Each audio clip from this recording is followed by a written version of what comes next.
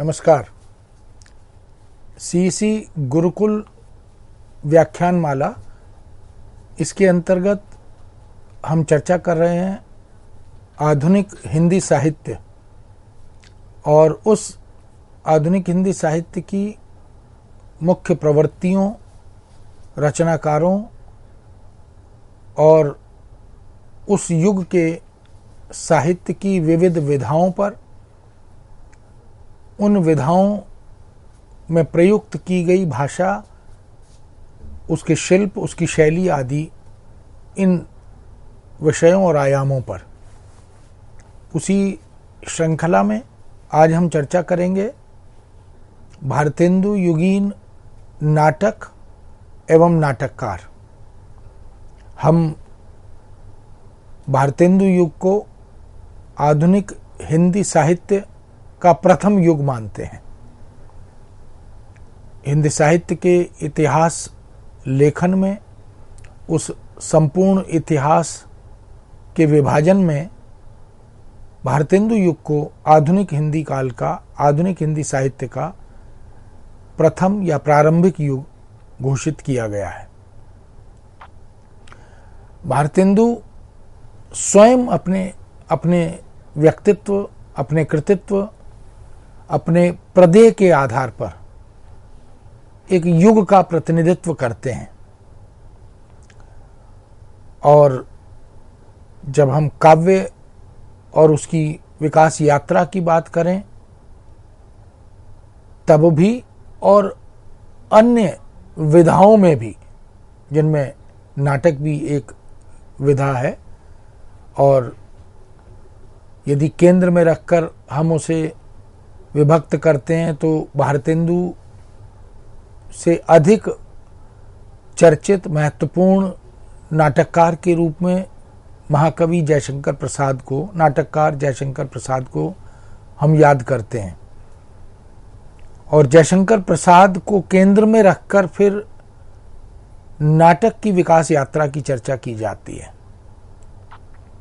इसलिए प्रसाद पूर्व हिंदी नाटक युग, प्रसाद युगीन हिंदी नाटक और प्रसाद उत्तर हिंदी नाटक, मोटे तौर पर ऐसा विभाजन कर दिया जाता है। किंतु प्रसाद पूर्व जो हिंदी नाटक है उसमें भी फिर हम देखें कि भारतेंदु युगीन हिंदी नाटक और महावीर प्रसाद द्विवेदी युगीन हिंदी नाटक और तदोपरांत प्रसाद युगीन या छायावाद युगीन हिंदी नाटक, उस पर हमारी दृष्टि जाती है। और फिर प्रसादोत्तर नाटकों की जब हम बात करते हैं तो स्वातंत्र्योत्तर हिंदी नाटक के रूप में भी हम उसे देखते हैं, या साठोत्तरी हिंदी नाटक, या 8वें दशक के हिंदी नाटक, या 21वीं शताब्दी के हिंदी नाटक। इस तरह से भी फिर उसकी विकास यात्रा आगे बढ़ती है। और नाटकों में भी अनेक प्रकार के नाटक लिखे गए, अनूदित हुए। मौलिक नाटक लेखन की परंपरा, उसमें भी गीति नाट्य, जब हम इसकी बात करते हैं तो गीति नाटक बहुत सारे लिखे गए, बड़े बड़े नाटककार, रचनाकार उसमें शामिल हुए। रेडियो नाटक भी बहुत लिखे गए, प्रहसन भी बहुत सारे लिखे गए। तो नाट्य लेखन की हिंदी साहित्य में एक सशक्त, एक सुदीर्घ परंपरा है। और बड़े बड़े विश्व स्तरीय नाटककार, जिसमें स्वयं जयशंकर प्रसाद, भारतेंदु युग के भारतेंदु हरिश्चंद्र, मोहन राकेश की बात होती है, धर्मवीर भारती की बात होती है। हम नाटक की दुनिया में देख सकते हैं, हालांकि नाटकों के अनुवाद की भी एक सशक्त और सुदीर्घ परंपरा हिंदी में रही है। और यह परंपरा मध्यकाल में भी दिखाई देती है। प्राचीन और मध्यकालीन साहित्य में भी संस्कृत के बहुत सारे नाटकों का अनुवाद हुआ है। वह अनुवाद ब्रजभाषा में या उस समय की प्रचलित साहित्यिक भाषाओं में किए गए हैं। रामायण को नाट्य रूप में प्रस्तुत करना, मालती माधव का अनुवाद या कालिदास के नाटकों के अनुवाद की परंपरा, इस तरह से हम देख सकते हैं। तो ये जो नाट्य लेखन की बुनियाद है उसे हम संस्कृत साहित्य से देख सकते हैं। संस्कृत में एक से एक बड़े विश्व स्तरीय नाटककार हमारे समक्ष आते हैं। इसलिए अभिज्ञान शाकुंतलम की बात करें, मेघदूतम की बात करें, या संस्कृत के अन्य जो बड़े प्रतिष्ठित, बड़े विराट व्यक्तित्व वाले रचनाकार हैं, बहुत से लोगों ने, बहुत से रचनाकारों ने कवि व्यक्तित्व, गद्यकार व्यक्तित्व का एक साथ निर्वाह किया है। उसी तरह आधुनिक हिंदी काल में भारतेंदु युग में आकर भी हम देख सकते हैं कि न केवल स्वयं भारतेंदु हरिश्चंद्र नाटककार के रूप में और नाट्यानुवादक के रूप में हमारे समक्ष आते हैं, भारतेंदु मंडल के बहुत से रचनाकारों ने भी नाट्य रचना का सृजन किया है। एकांकी और नाटक, ये दोनों विधाएं हिंदी साहित्य में विधिवत जुड़ती हैं। इस आधुनिक काल को गद्य काल भी कहा गया और इसलिए गद्य की अनेक विधाओं, जो काव्येतर विधाएं हैं, उनमें सृजन की एक सशक्त और सुदीर्घ परंपरा हम देख सकते हैं। कविता के साथ साथ उपन्यास, कहानी, नाटक, एकांकी, जीवनी, आत्मकथा, आलोचना, निबंध और इसी तरह संस्मरण, रेखाचित्र, यात्रा वृत्तांत, डायरी लेखन, ये विधाएं जुड़ती चली गईं। प्रहसन लेखन और अनुवाद की एक सशक्त परंपरा भी इसी युग में प्रारंभ हुई। हालांकि मध्यकाल में भी अनुवाद प्रचुर मात्रा में हुए। संस्कृत से जो कालजयी रचनाएं हैं, महत्वपूर्ण रचनाएं हैं, उनके अनुवाद भी हुए। उसमें नाटक के अनुवाद भी हम देख सकते हैं। बहुत से मध्यकाल के कवियों ने संस्कृत की जो कथात्मक रचनाएं थीं, जो महाकाव्यात्मक रचनाएं थीं, उनके आंशिक या पूरी रचना के रूप में अनुवाद किए हैं। इस तरह भारतेंदु युगीन नाटकों पर और नाटककारों पर जब हम विचार करते हैं तो हम देख सकते हैं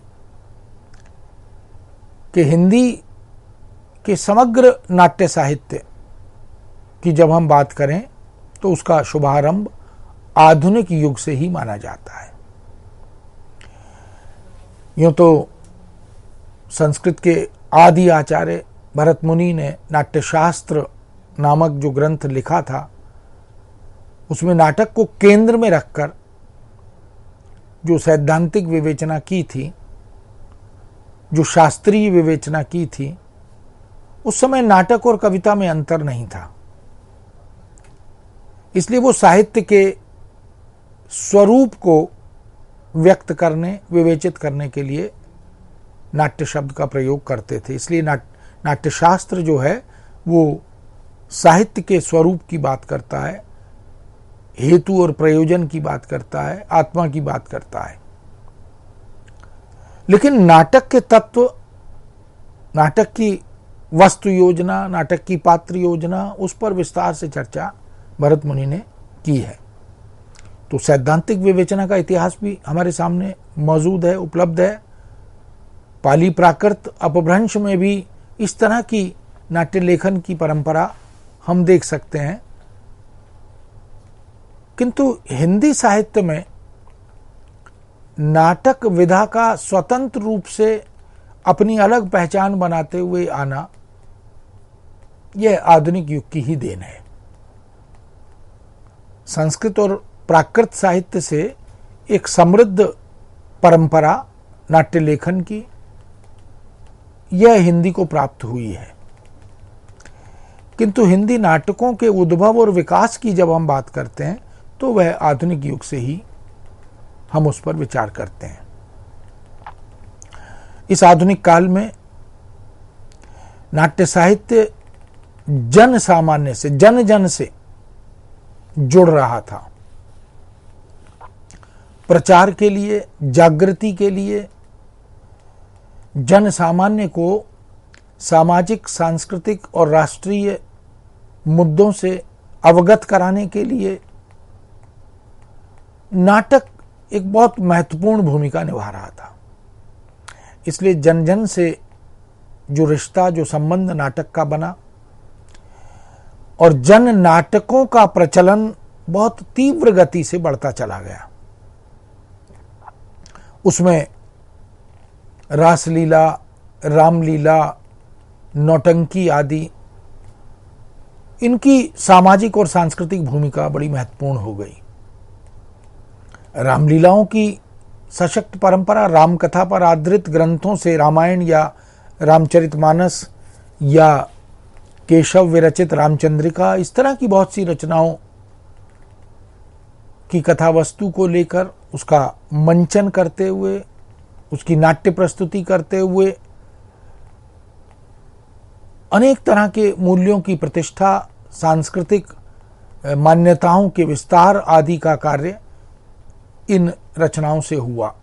कृष्ण चरित्र को लेकर, कृष्ण की तमाम लीलाओं को लेकर उनका मंचन किया जाता रहा और ये रासलीला, रामलीला, नौटंकी आदि की परंपरा जो बरसों पहले, शताब्दियों पहले शुरू हुई थी, वो आज भी हमारे समाज में विद्यमान है और उनकी लोक स्वीकृति, लोकप्रियता उसी तरह बरकरार है। इस तरह आचार्य रामचंद्र शुक्ल ने, जो हिंदी साहित्य के प्रसिद्ध समालोचक, इतिहासकार, कवि और तमाम तरह की कोश आदि की रचना इन साहित्य सृजन की विधाओं से जुड़े रहे, उन्होंने लिखा भी कि विलक्षण बात यह है कि आधुनिक गद्य साहित्य की परंपरा का प्रवर्तन नाटकों से ही हुआ है। एक बड़ी बात आचार्य शुक्ल कहते हैं कि जो आधुनिक काल में, जिसे हम गद्य काल कहते हैं, गद्य साहित्य की परंपरा का जो प्रवर्तन है, जो नेतृत्व है, वो नाटकों से हुआ है। इसलिए हिंदी का प्रथम नाटक, प्रथम नाटककार, उस नाटक के सर्जक, इनके बारे में विद्वानों में एक मत नहीं है। अलग अलग तरह से समालोचकों ने, नाट्यविदों ने, नाटक की आलोचना करने वाले तमाम विद्वानों ने अपने अपने ढंग से तर्क देकर इस मत पर हमारा ध्यान आकृष्ट किया। डॉक्टर दशरथ ओझा मूल नाटक की जब बात करते हैं तो उसको अपभ्रंश भाषा से जोड़ते हुए गए सुकुमार प्रास की बात वो करते हैं और मूल नाटक देलहण की चर्चा वो करते हैं। डॉक्टर गणपति चंद्र गुप्त, जिन्होंने हिंदी साहित्य का वैज्ञानिक इतिहास लिखा, वो गोरक्ष विजय को मूल नाटक मानते हुए मैथिली भाषा में उसके प्रस्तुतिकरण, अनुवाद की बात करते हुए मूल नाटककार विद्यापति को मानते हैं। इसी तरह मूल नाटक आनंद रघुनंदन, जो कि ब्रजभाषा में उपलब्ध था, उसके डॉक्टर बच्चन सिंह ने उसकी तरफ हमारा ध्यान आकृष्ट किया। महाराज विश्वनाथ सिंह उसके मूल नाटककार के रूप में हमारे समक्ष उद्धृत किए गए। आचार्य रामचंद्र शुक्ल आनंद रघुनंदन मूल नाटक को ब्रजभाषा में प्रस्तुत करते हुए, जो कि आचार्य महाराज विश्वनाथ सिंह जी का नाटक माना जाता है। इस तरह हम देखें कि संस्कृत के मूल नाटक और उनका फिर भारतीय भाषाओं में ब्रज भाषा, मैथिली भाषा, अवधी भाषा, भोजपुरी भाषा, अपेक्षा के अनुसार, समय के अनुसार उन नाटकों का अनुवाद किया गया, उनके मंचन भी किए गए। भारतेंदु हरिश्चंद्र स्वयं नाटकीय रचनाओं का सृजन करने वाले उल्लेखनीय साहित्यकार, नाटककार माने जाते हैं। वो बहुआयामी व्यक्तित्व रखते हैं। जितने प्रतिष्ठित वो कवि हैं, ब्रजभाषा और खड़ी बोली दोनों में आधिकारिक काव्य सृजन करते हैं, उतने ही प्रतिष्ठित वो मूल रचनाकार भी हैं और नाट्यानुवाद करने वाले विशेषज्ञ के रूप में भी हमारे समक्ष आते हैं। नाटकों का अनुवाद करने के कुछ नए मानक, कुछ नए सिद्धांत भी भारतेंदु ने प्रतिपादित किए। शीर्षक को बदलना, मूल रचना के दुर्लभ बंधु नाम से उन्होंने मर्चेंट ऑफ वेनिस का अनुवाद किया। तो वेनिस के सौदागर नाम से भी अनुवाद उसका हुआ, लेकिन भारतेंदु ने एक नई परंपरा, एक नई परिपाटी, एक नई दृष्टि हमारे समक्ष रखी और मूल रचना के शीर्षक को बदलकर अपने मंतव्य से, अपने तर्क से प्रस्तुत किया। और कहीं कहीं पात्रों के नाम भी बदले गए। उस तरह का प्रयोग भी नाट्यानुवाद में किया गया। नाटक का अनुवाद कोई सरल कार्य नहीं है। जैसे ये कहा जाता है कि काव्यानुवाद के लिए अनुवादक का कवि होना जरूरी है, ऐसे ही पत्रकारिता या मीडिया अनुवाद के लिए अनुवादक का मीडिया के मर्म को जानना, उसका विद्वान होना, उसका विद होना जरूरी है। ऐसे ही नाटक के विषय में भी ये कहा जाता है कि नाट्यानुवाद के लिए अनुवादक का नाट्यविद होना जरूरी है। उसे पता होना चाहिए नाटक क्या होता है, नाटक के तत्व क्या होते हैं, नाटक की पात्र योजना क्या होती है, कथा वस्तु क्या होती है, संवाद योजना कैसे बनाई जाती है, नाटक में रंग शिल्प क्या होता है, उसका मंचन क्या होता है। जब तक ये सब सैद्धांतिक पृष्ठभूमि का बोध अनुवादक को नहीं होता, तब तक वह नाटक का अनुवाद बहुत समीचीन, बहुत ग्राह्य रूप में नहीं कर पाता। किंतु भारतेंदु हरिश्चंद्र ने यह सिद्ध किया कि वो जितने सक्षम, जितने कुशल, जितने दक्ष अनुवाद करने वाले नाट्यानुवादक हैं, उतने ही वो सक्षम और दक्ष रचनाकार भी हैं। नाटक की सैद्धांतिक जानकारी, उसका बोध उनके पास है। इसलिए नहुष नामक मूल नाटक की प्रस्तुति भारतेंदु हरिश्चंद्र ने ब्रजभाषा में की, जिसके रचनाकार गिरधर दास थे। भारतेंदु हरिश्चंद्र, जैसा मैंने पहले कहा, कि एक बड़े बहुआयामी व्यक्तित्व के धनी साहित्यकार बनकर हमारे हिंदी साहित्य में उपस्थित होते हैं। एक तरह से जागरण और नवजागरण का आह्वान करने वाले सिद्ध होते हैं। बहुत सी सामाजिक कुरीतियों पर प्रहार करते हैं और नाट्य रचनाओं से और उन नाटकों में प्रस्तुत किए गए गीतों से वो अपनी विलक्षण और दैविक प्रतिभा का परिचय भी देते हैं। इसलिए भारतेंदु हरिश्चंद्र ने यह जो प्रतिभा है वह अपने पिता गिरिधर दास, जिनका मूल नाम गोपाल चंद्र था, उनसे प्राप्त की थी। उनके नहुष नाटक जो 1859 में प्रकाश में आया था, उसी को हिंदी का प्रथम नाटक घोषित किया। भारतेंदु हरिश्चंद्र की मान्यता है।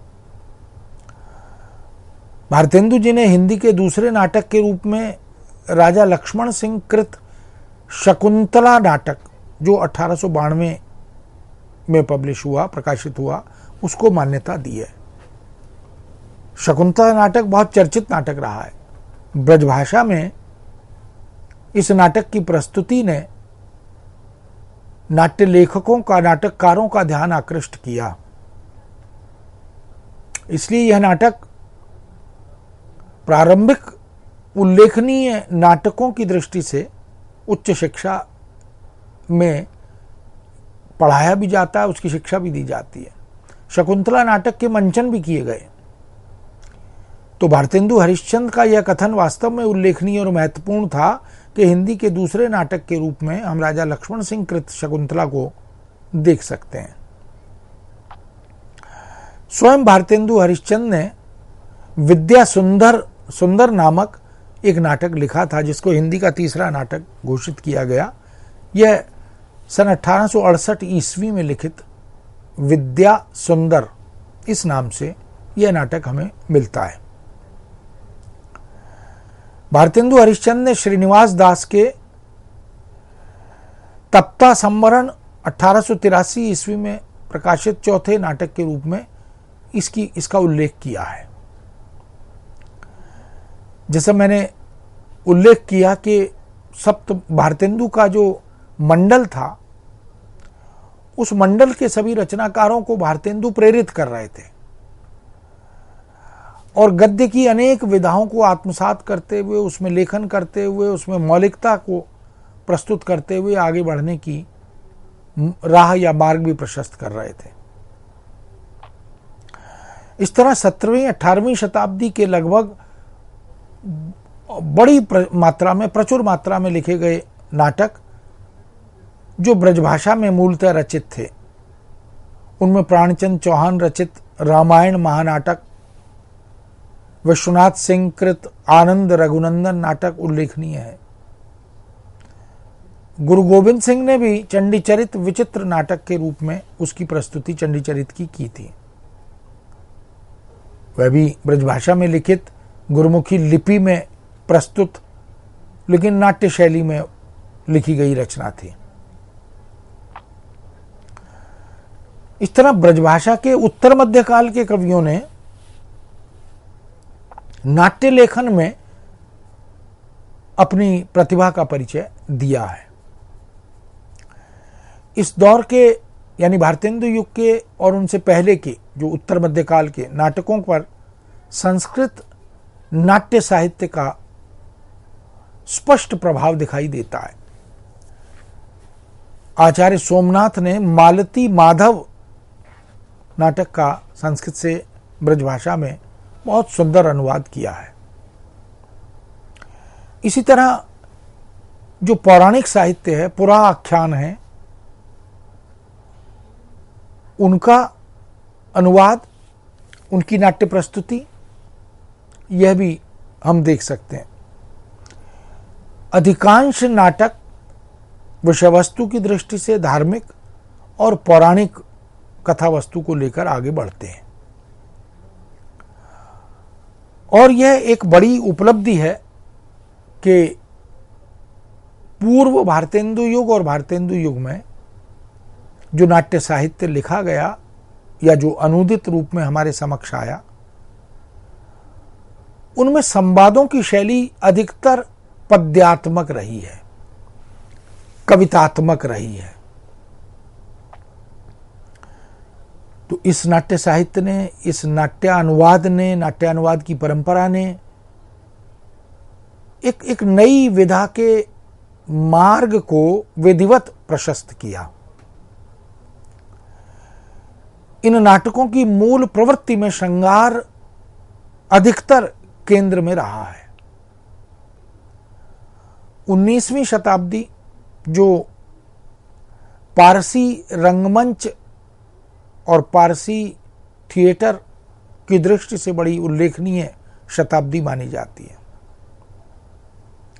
उस शताब्दी के उत्तरार्ध में पारसी थिएटर कंपनियां अस्तित्व में आ गई थीं। ये वही पारसी थिएटर और पारसी नाट्य रचना करने वाले समूह की बात है जिन्होंने प्रसाद के नाटकों का, प्रसाद युगीन सुसंस्कृत राष्ट्रीय चेतना का विस्तार करने वाले नाटकों का, उनके मंचन का, उनकी भाषा का, उनकी पात्र योजना का, उनकी संवाद योजना का विरोध किया था, जिनका उत्तर महाकवि जयशंकर प्रसाद, नाटककार कवि प्रसाद, उन्होंने अनुवाद कला और अन्य निबंध, अनुवाद और कला तथा अन्य निबंध नाम की अपनी पुस्तक में उन पारसी रंगमंच के पक्षधर रचनाकारों के समस्त आक्षेपों का बहुत ही सहज सरल उत्तर दिया था और बताया था कि साहित्यकार का धर्म क्या होता है। पारसी थिएटर का मुख्य ध्येय जनता का मनोरंजन मात्र था, जबकि साहित्य के बारे में यह कहा जाता है कि मनोरंजन ही न केवल कवि का कर्म होना चाहिए, उसमें उचित उपदेश का भी मर्म होना चाहिए। तो एक उद्देश्य नाटक का, नाटककार का यह होना चाहिए। पारसी रंगमंच के नाटकों के कथानकों का आधार अधिकांशतः रामायण महाभारत था। पारसी प्रेम कथाओं और अंग्रेजी नाटकों हेमलेट, रोमियो जूलियट आदि, इन पर वो कथा वस्तु आधारित होती थी।